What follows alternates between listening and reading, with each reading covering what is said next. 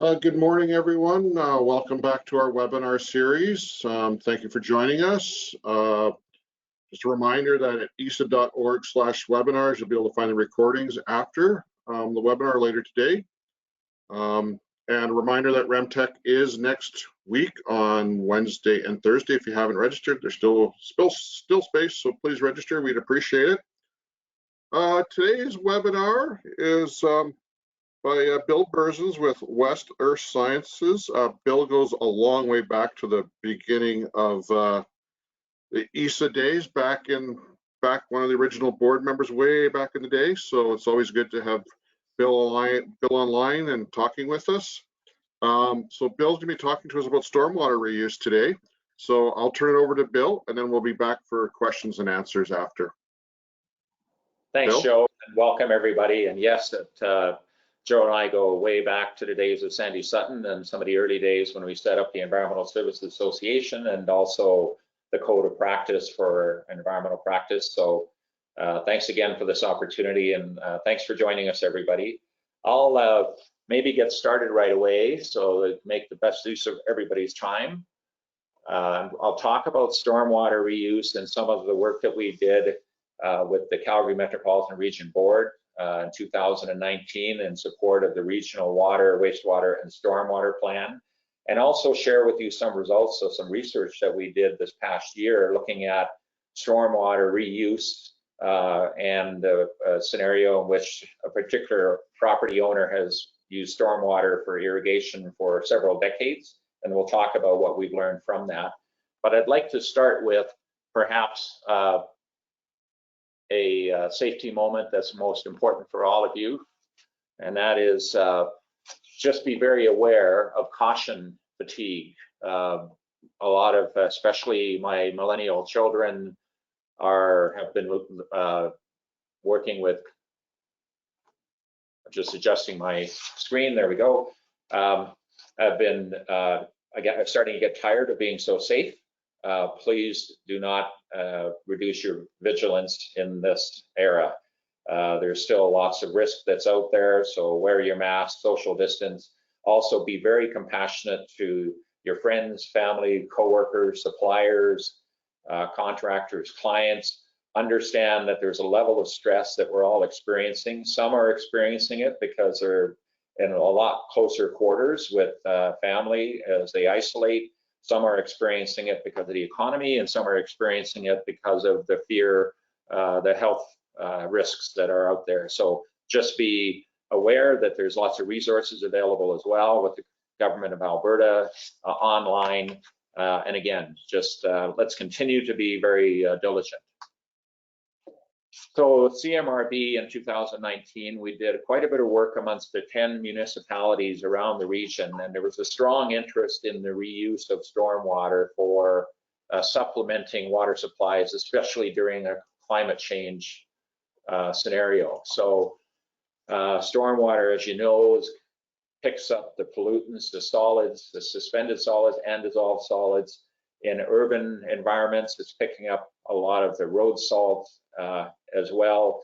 And so this talk is going to really focus in especially on some of the urban environments with a reference to some of the rural issues as well. So basically we have provincial regulations that affect the quality and quantity of runoff that goes into the receiving waters. And then the municipalities themselves, through a variety of tools, bylaws, codes of practice, and area plans, structure plans, or drainage plans, they control what types of structures they get built and the operational controls that are provided as well. So as we know in the prairies, it's pretty obvious, and it's surprising when you really look at the Bow River Basin, for example. It's surprising how shallow and how narrow it is in certain areas, and that's because we have such a flat landscape. So with that flat landscape, there was greater vulnerability to flood flows and overland flooding.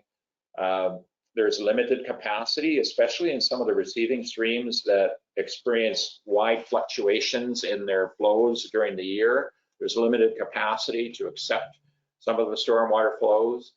Some of the municipalities in the region have experienced challenges around the air quality, especially at as the ice melts and you've got the accumulation of H2S from anaerobic digestion, and the bottom sediments in some ponds accumulates. So that's why you have to be concerned about the H2S that may be coming from those ponds. And then, of course, the other whammy that we seem to encounter from time to time, especially during a summer hailstorm, is that you'll often get the accumulation of frozen solids that's plugged storm drains and stormways as well. So a lot of issues around stormwater management, and I'm sure on the call there's a dozen or two practitioners that have spent a lot of time on the design of the stormwater infrastructure to try and deal with these issues.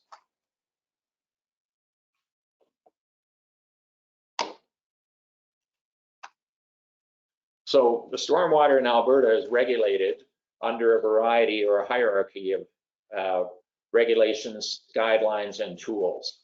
So we have, of course, the Water Act with the storm drainage regulation. We have the standards and guidelines that are applicable for municipal waterworks and storm drainage systems. The Alberta Environment refers people to the stormwater management guidelines that were published in 1999. If you're discharging to a waterway that requires an appeal approval, then you're looking to meet these guidelines for surface water quality, of course. Now, a code of practice can be applied in some areas if there's an existing plan and a code of practice, and if the outfall itself doesn't measurably alter the natural flow. Of course, if you're using and diverting a quantity of water for any purpose, there's one of two ways that that's acceptable. One is that you would have a license under the Water Act to collect that storm water. Alternatively, there is a delta water calculation that you can use to determine what of the natural flow on that land prior to development could be used for irrigation purposes.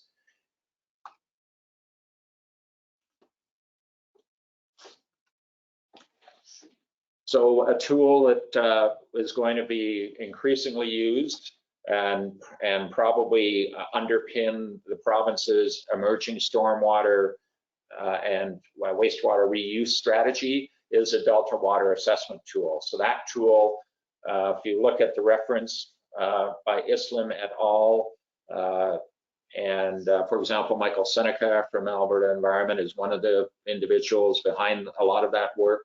If you look at that paper by Islam, that'll give you a good background on the science behind the delta water tool. So in other words, this is a tool that looks at both the pre-development landscape and post-development landscape and calculates how much of that water that falls in that landscape can you use without securing a new water license. And this is particularly important in the SSRB because of the SSRB, of course, is closed to new applications for water licenses. So if you want to use water that's greater than what your delta water availability is, you of course would require a water license. Within the park system and the use of stormwater, there is a hierarchy of decisions that you would go to determine what your requirements were and whether you had an acceptable application. One of the big concerns in a park scenario, of course, is the assumption that stormwater, there's a certain probability that that stormwater can be contaminated with wastewater as well from an overflow or a leak within the sanitary system. So around the world, there's a certain percentage of systems, stormwater systems, that are assumed to contain coliform levels that may not be acceptable for contact recreation use or contact in a park. So that's a factor in determining as well whether the project presents a potential risk and whether there's further mitigation required or treatment or sterilization required. So stormwater reuse is pretty common, more common elsewhere in the world than it is in Alberta.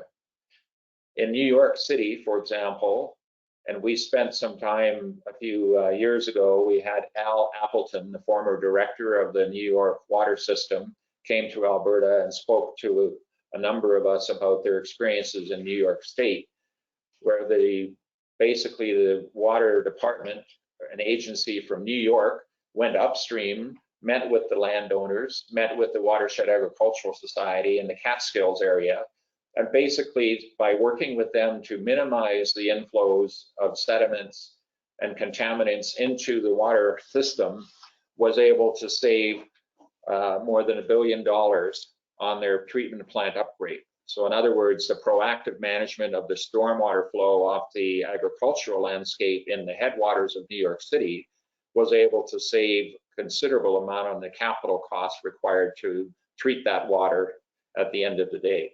If you go into Sydney Park, they basically treat and reuse 860 million liters of stormwater, and during a drought period can meet 10% of the community's demands.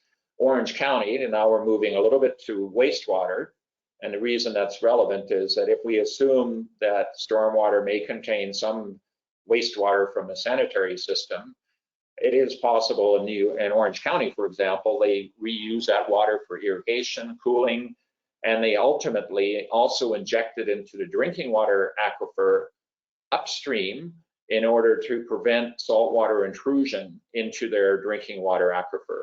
So in other words, they're using a reclaimed wastewater in order to protect their drinking water aquifer. And finally, Singapore has something they call new water. So they'll basically take the wastewater, treat it, and they will use it in their drinking water system as well. And then more recently, if you went to San Diego County, where they rely heavily on desalination in order to provide their drinking water, they're actually looking at satellite plants to reclaim wastewater and use that to supplement their drinking water sources. Years ago, they misnamed it, I think, at the start of their program as toilet to tap. That didn't quite fly as a branding. However, in essence, it's what they're going to be using now in order to avoid much more desalination capacity and limit the amount of pipelines crossing the landscape. So around the world, there's quite a bit of stormwater reuse. Within the Calgary metropolitan region, there are some good initiatives underway as well regarding stormwater management and control. So there's the Bears Paw Reservoir Trilateral Task Force, and that's basically Calgary, Rocky View County, and TransAlta that began working together in 2018. Remember, there's about 1.4 million Albertans that count on drinking water supply from the reservoir, and therefore it's pretty important that those agencies work together around the control of the landscape up gradient of the storage. Many of you are familiar with the phosphorus management plan that's been underway, in particular to look at how to manage the phosphorus levels, especially with the 3 large wastewater treatment plants on the river, and considerable progress has been made there in the reduction of the phosphorus levels as a result of the biological nutrient removal plants. Of course, the Cooperative Stormwater Management Initiative was launched in 2012 and was recently moving towards some preliminary projects, and they had been funded, had some fund allocated in order to work on a more regional initiative up in the northeast of the Calgary metropolitan region. There's some real challenges up in that region with being able to shed the stormwater into the natural systems or meet the quality guidelines for the Western Irrigation District. Many of you participated in the Nose Creek Watershed Management Plan and the ongoing work there, the Elbow River Watershed Partnership, of course. And it's interesting to note, and not a lot of people realize, that the Western Irrigation District does receive stormwater, but it also has to supply water to more than 400 farms, and more than 12,000 people rely on the WID for their drinking water source. So it's an example of where the management of the stormwater continues to receive more scrutiny within the area serviced by the Western Irrigation District. Years ago, when I had a team working on the Highway 8 infrastructure plan in a joint initiative between the Sutana, Rocky View County, and 8 of the major landowners out on Highway 8. And we were proposing at that time an integrated system in which stormwater would also form part of the entire water cycle. So there are elements of this that have been put in place. For example, some of you may be aware that in Bragg Creek, the wastewater treatment plant, which is a membrane plant, is located about 300 meters upstream of the drinking water intake, which is also a membrane plant. And so that's one of the first examples on the wastewater side of a community living entirely within its means. And so in an overall strategy for water management, especially as climate change continues to affect the availability of water, combined with the Pacific Decadal Oscillation, which also causes the fluctuations, plus El Nino and La Nina, all of those mean that the integration of a stormwater reuse strategy will be very important in the overall model of how we service and supply our communities with drinking water, irrigation water, and industrial water. Some of you, and I haven't seen the attendee list, but maybe there's a couple of folks on from Source to Source or the city. Really interesting, a fascinating project in the Dale Hodges Park. Sometime you should, if you're as fascinated by stormwater as I am, now I haven't been able to get my millennial children or my wife to be accompany me on stormwater visits, unfortunately, but I would suggest you take a look at what's been done up at the Dale Hodges Park. And if you go to that website on that park, you'll get a fascinating story around stormwater management and the improvement in water quality that comes from creative management of the flows. Now, what's interesting, I've done on one project, and I apologize, this is not a research grade cross-section of a tree, but the one thing that we're finding is that with climate change, warmer, drier winters and cooler, wetter summers, and also our road treatment, especially in the urban environment, we're starting to see impacts on the landscape. Here's an example of probably something around a 40-year-old tree. And if you look at the, hey Joe, can people see my arrow? Yes. Okay, so I've got an arrow down in the bottom right-hand corner.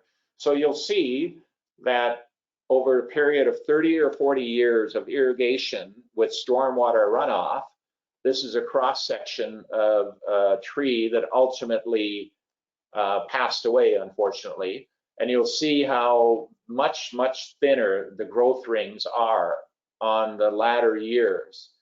And so the work that we're doing right now with this particular location is we're trying to determine what would have been done maybe about 15 to 18 years ago that radically changed the rate of growth. So you see how thin these growth rings are towards the edge as a reflection of changes in the water quality that significantly affected the growth. So we're seeing in some areas, if you went to McCall Lake, for example, golf course, you would see an area that has extensive stormwater management or stormwater use for irrigation, and you'll see the impact on some of the spruce trees. Now I know the golfers are they're not as worried about fewer spruce trees and would rather have the poplars without large ball catching areas. But nonetheless, for the selection of the right landscape materials, you'll have to understand what the impact would be of the stormwater quality on that area. There's been some good work done around climate change that shows, yeah, things are getting warmer. So here's some work that was published by NOAA in the States. Likewise, if you go to the Calgary Metropolitan Region Board website, you'll see a very interesting presentation by David Soshin, the CMRB, and the City of Calgary in 2019 co-sponsored a presentation. and workshop. There's a good presentation there that talks a little bit more about we're not seeing as much annual flow coming down to the headwaters through the bow system, for example. We're also seeing milder winters, so we're not as cold in the winter, so that really affects the soil moisture that's available in the springtime. We're likely not going to see the same sort of weather patterns in the spring. And so again, if you go to the work that was done by Sachin, you'll see a nice summary of how these changes and climate change is affecting the availability of our water supply. And then finally, Sachin reported some work that was done by the consortium that looked around the world at a variety of indicators and markers to demonstrate what's been happening in the last 100 years in particular. So now I'll share with you some results from some research that we did together with the University of Calgary on typical stormwater. So here's stormwater runoff coming from an area with salt application and within the community and the roads upstream. So you'll see that the SAR in particular in December timeframe is way outside of the range that would be recommended for crops. Now, we're not irrigating during that time period, but we are storing some of that water. And so you see elevated levels of chlorides, total dissolved solids, and of course SAR in that midwinter runoff. And so what's happening in the midwinter runoff or early winter runoff is you're getting ponds are being charged with this poor quality water. So we did a research project with the University of Calgary. We looked at runoff over the period of February through to April. We did some field measurements, and we had a crackerjack team from University of Calgary involved on the project as well to look at different features or aspects of the stormwater quality. So in January, for example, we found if your target for irrigation nominally would be about 300 milligrams per liter total dissolved solids. In January timeframe, it could be the total dissolved solids could be as high as 1,000 or 1,100 milligrams per liter. So what's coming off the landscape in the midwinter when the ice, there's more ice and more road salt application, starts to really cycle up in the concentration of total dissolved solids.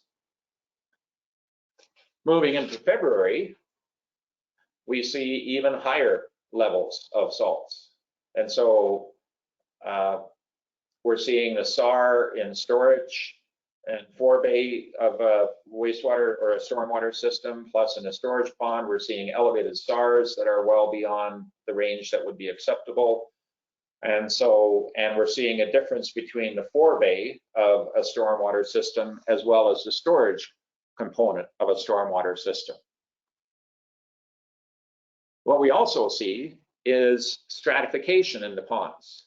This surprised us a little bit. We had made the assumption that salt was easily dissolved and therefore there would be some mixing within the ponds. But we were surprised to see that the level of salt within some of these ponds actually increased by 20% or more from the top of the pond to the bottom of the pond during the winter period. So you can see here how we've got elevated levels of sodium chlorides basically in the pond with depth. So we see that again, in the storage pond. So here's a forebay pond, which is typically where most of the solids are removed in a system. And here's the result in the storage pond, which is downstream of the forebay. So the forebay pond takes out the solids normally. The storage pond deals with more of the issues around the total dissolved solids. So you can see quite a difference between the top and the bottom of the pond. In other words, if you look at, say, just the sodium levels, they go from 400 to 600 within a 5 meter. So this stratification was really surprising to us And of course, if you went to research that's been done, for example, in the Sydney Harbor, that shows that you will often get a stratification. You may get a spring freshet or a storm skim over top of the salt water, and so there can be some considerable stratification in many delta areas. So likewise, in a storage pond, we see an elevated star as well with depth.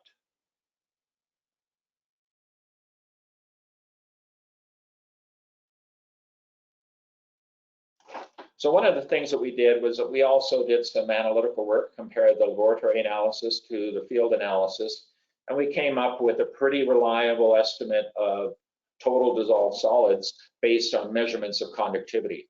So we were able to prove that use of a portable conductivity meter, we use the YSI meter. This is not an endorsement of the tool, it's just what we had available to us, but we were able to determine a good correlation that we could use for estimating total dissolved solids just based on the conductivity measurement.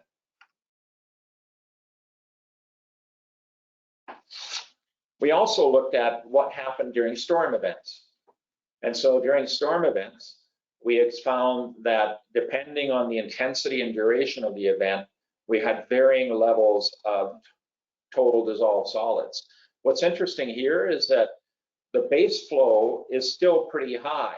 So in other words, we had a spring freshet event of 10 millimeters on May 4th with a certain level of total dissolved solids. Remember, our target is about 300, not 741 for sure. And then between the rain events, the levels became elevated again. So coming off the urban landscape, there's normally in the winter and in the spring a base load of elevated TDS. And then it takes a pretty intensive event before you get a freshet that brings in much fresher water. So what we proved in this particular catchment area was that we needed a rainfall event of about 30 to 40 millimeters over a 24-hour period in order to have the system flush the high TDS water through and leave us with fresher water that would be suitable for irrigation.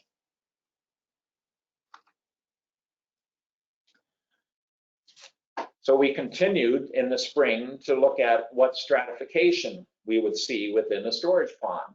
And you'll see that near the surface, we had about 500 or so milligrams per liter TDS. And by the time we got down to depth in the pond, it was 3 times that amount almost.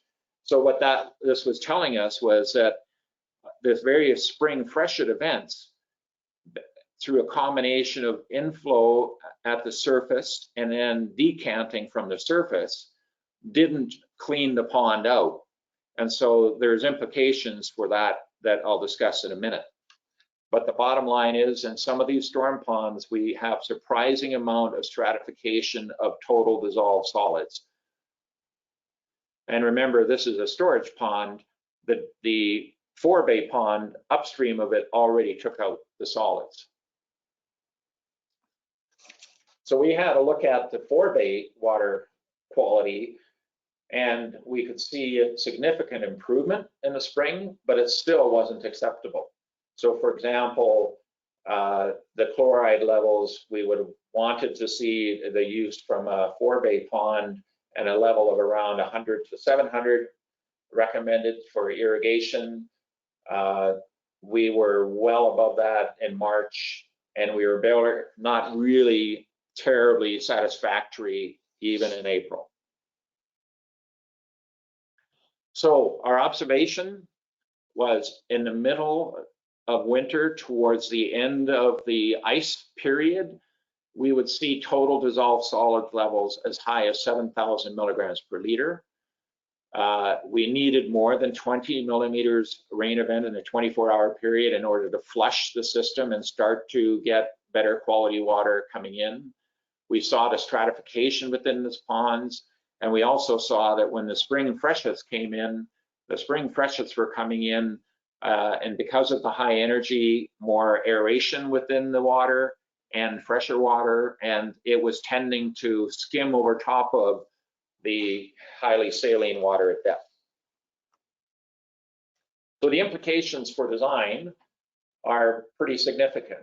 The traditional design of stormwater systems often has a forebay area and a storage area. So the forebay is intended to deal with the solids predominantly, and then the storage area provides more quiescent settling of the materials.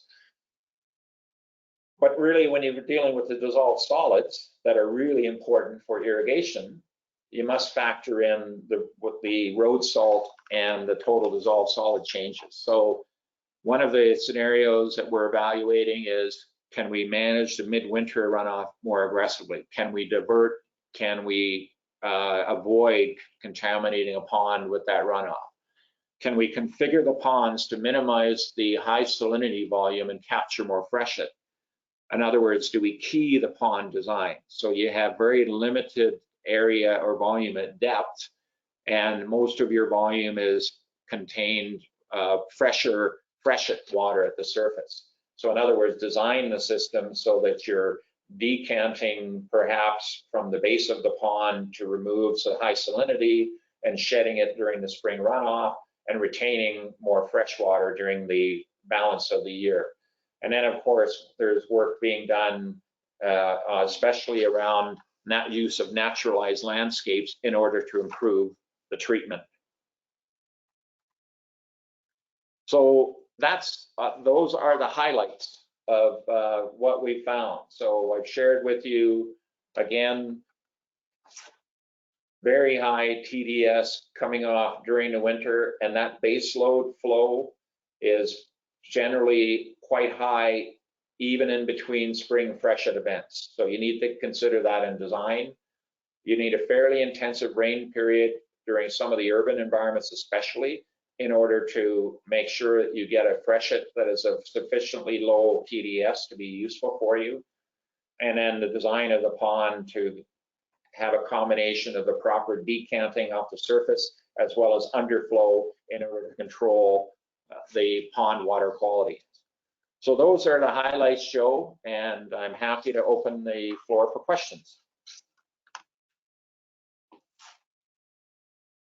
Thanks, Bill. Lots of great information there. Great presentation. If you have any questions, please type them in your little question box on in your control panel. We'll be happy to answer them. What do we got here? Stormwater engineers admit to us that oil grit separators as stormwater enters ponds are ineffective. What are possible alternative solutions? Well, the interceptors, of course, are going to capture a large portion of it, but the real key is that a lot of the entrained oils, there's some level of dissolution, especially with some of the additives in some of the oils, as well as solids concentration that is bound in with some of the oils as well. And so downstream, you have an option of looking for, some of the work has been around the naturalized systems, in which you get some of the wetland vegetation assisting in that process, and unfortunately, you have to go to a larger infrastructure to deal with that specifically. So the interceptors are trying to accomplish an awful lot during a very intense event. And so they're getting overwhelmed by hydraulics of the flows. And, an interceptor is very effective within typically a range of flows, but you're going to have to look at more volume and more process downstream of some of the interceptors. Okay, you had mentioned a multi-year ag example. Can you expand on that? Yeah, so the example that I've shown, especially with the spruce tree mortality, that's basically that's a 30-year case study. So what we're going to do is we're going out this winter again, and we're going to also do some additional tree sectioning and starting to look at over what time period and when did the reduction in growth start to occur.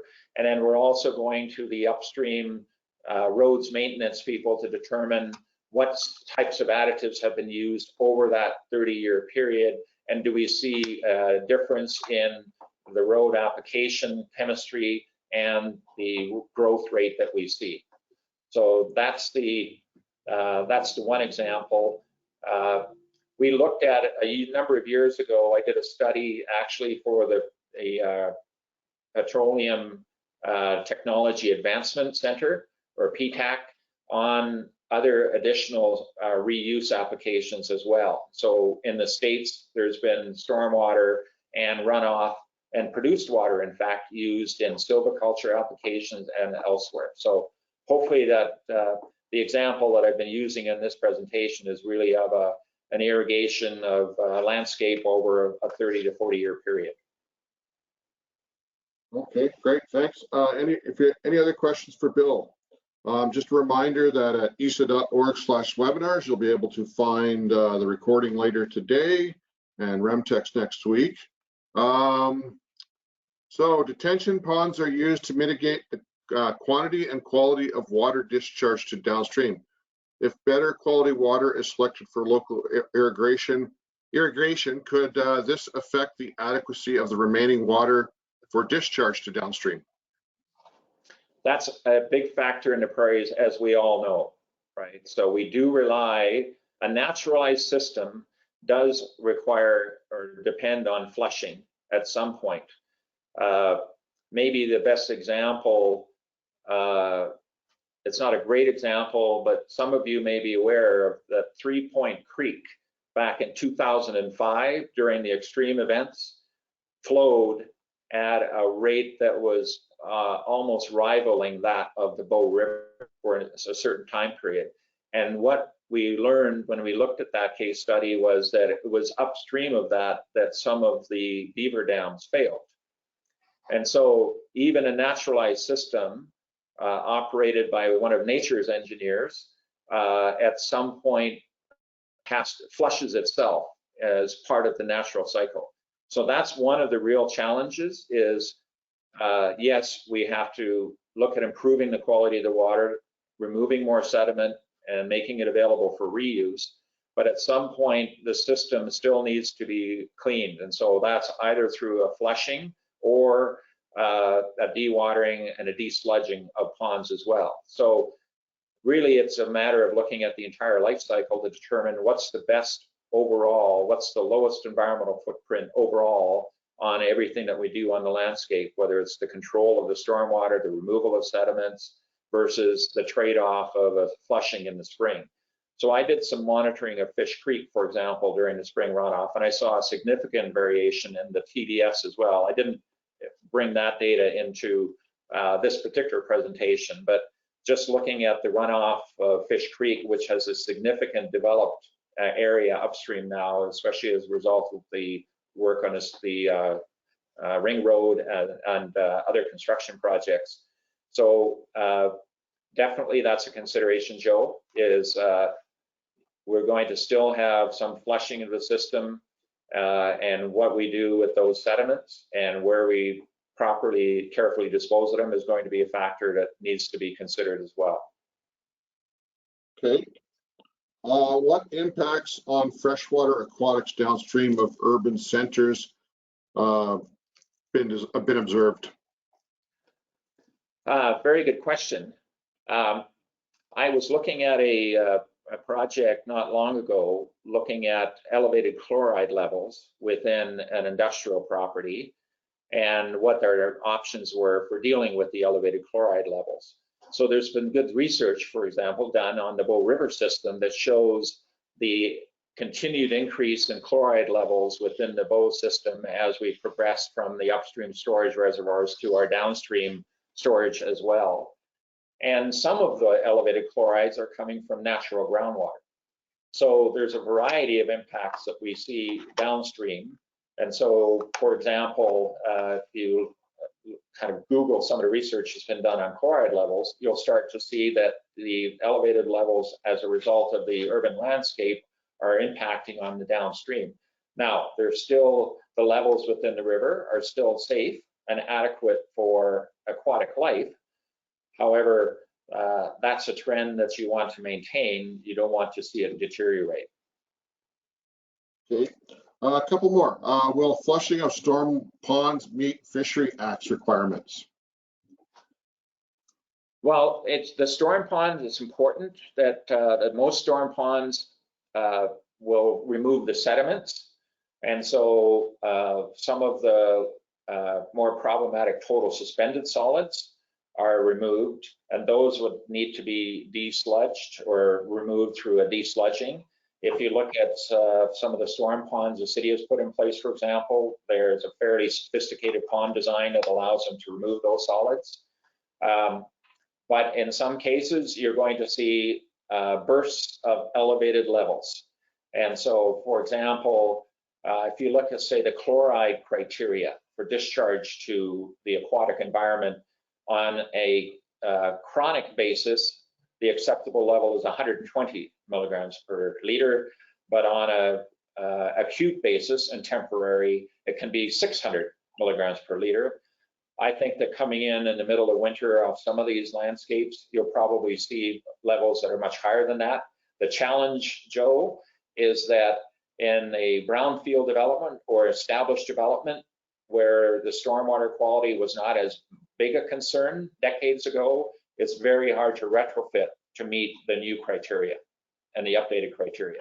It's easier to do in some of the greenfield development when there's more money available for the infrastructure. So one of our challenges is really to, in the developed urban environment, and that's why you see the city of Calgary spending a lot of time and money and Crackerjack team working on developing a stormwater management strategy that balances the needs of the brownfield or inner city development, as well as the greenfield or more suburban development.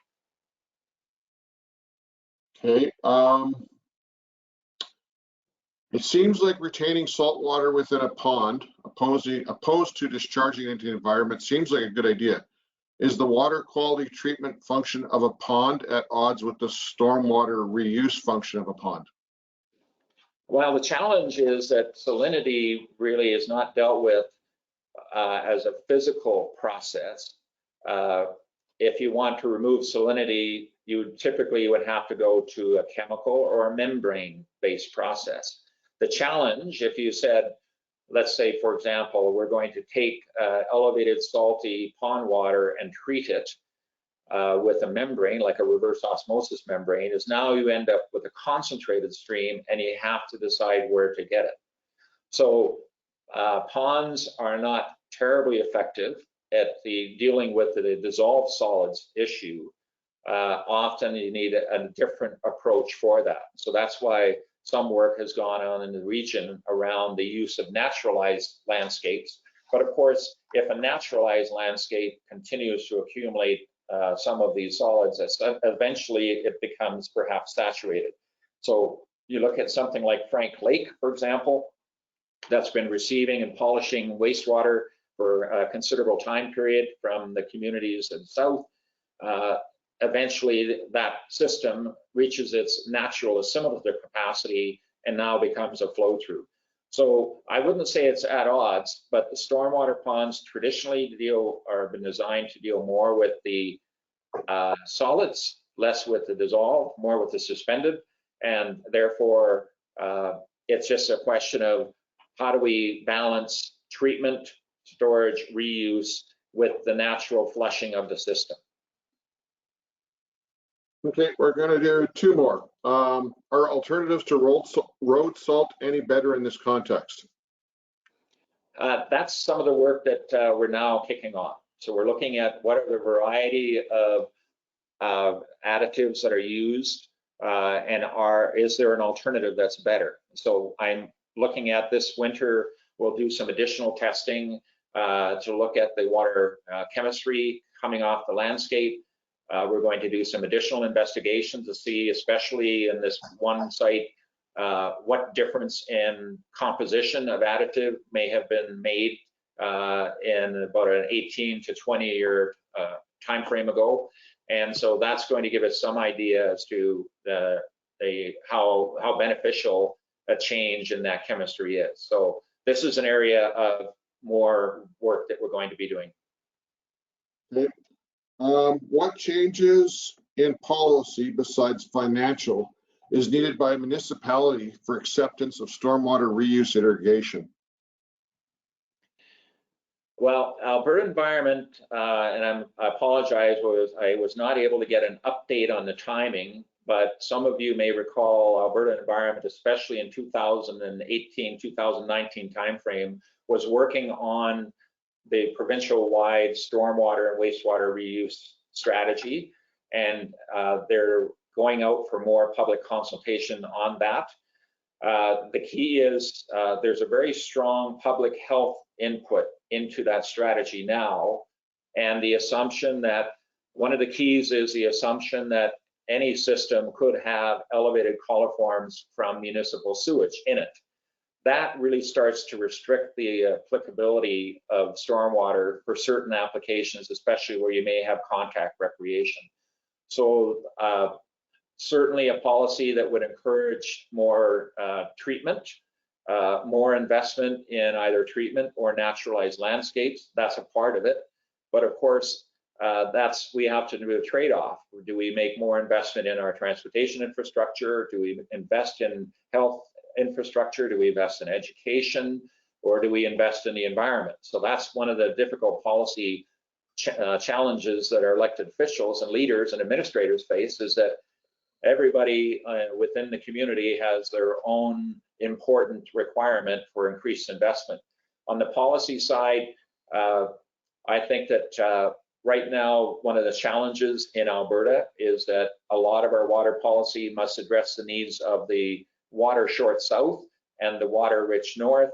And so it becomes a challenge to come up with a one size fits all policy as well.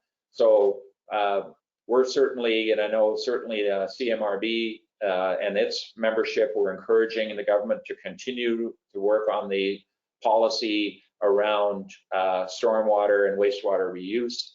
And I think that there's not a silver bullet on that for sure, Joe, but there is some opportunity to look at a strategy and perhaps segregating out certain uses of stormwater as a separate policy from the broader policy of how do we deal with stormwater and with wastewater. They're sort of lumped together because of the fact that their assumption is that there might be wastewater mixed in with the stormwater, but certainly moving those policies and perhaps separating them and moving them in parallel might be a way that we move more quickly towards stormwater reuse. Okay. Well, great. Thanks again, Bill. I really appreciate this. Really appreciate you doing this for us. Anyone has any additional questions, feel free to reach out to Bill. I'm sure he'll respond. Thank you again, everyone, for your attention and for participating. Have a great long weekend. Enjoy your turkey, your family, and stay safe. So take care, everyone. Thanks, everybody. Bye-bye.